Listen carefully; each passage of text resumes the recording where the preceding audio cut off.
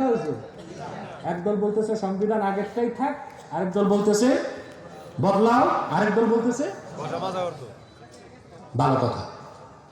আমরাও চাই সংবিধান হোক, কিন্তু আমাদের মধ্যে আর তাদের মধ্যে পার্থক্য কি? সুবহানাল্লাহ।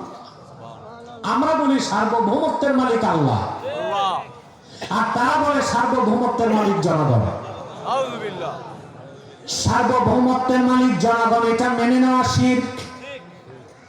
এই ভিত্তির উপর যারা রাজনীতি করে তাদের রাজনীতি তাদেরকে জাহান্নাম নিয়ে যাবে। আর লাহু মা ফিস সামাওয়াতি ওয়া মা ফিল আরদ, আকাশ ও জমিনের সার্বভৌমত্ব কার? আল্লাহ।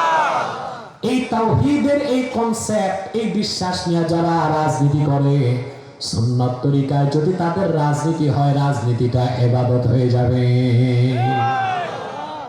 সার্বভৌমত্বের মালিক কে? আল্লাহ। তিনটা কারণে: মুলকান, খালকান, আবিদান। সুবহানাল্লাহ, সুবহানাল্লাহ।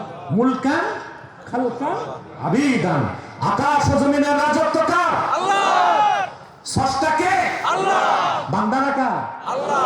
অতএব সার্বভৌমত্ব কার? আল্লাহর। মানুষের সার্বভৌমত্ব মানুষ মেনে নিতে পারে না। এখন আসেন, আমরা যারা বলি জনগণ সার্বভৌমত্বের মালিক, তাদের অবস্থা আর মূর্তি পূজারীদের মধ্যে খুব একটা পার্থক্য নাই।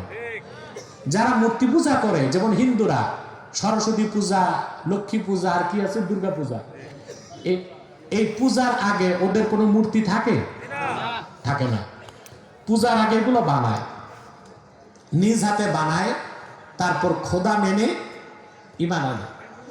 পূজার পরে এগুলো আবার নিজ হাতে কি করে? ভ্যানিশ করে দেয়। ঠিক না? আমার একটা মজার কথা মনে পড়ছে। হযরত ওমর রাদিয়াল্লাহু তাআলা আনহু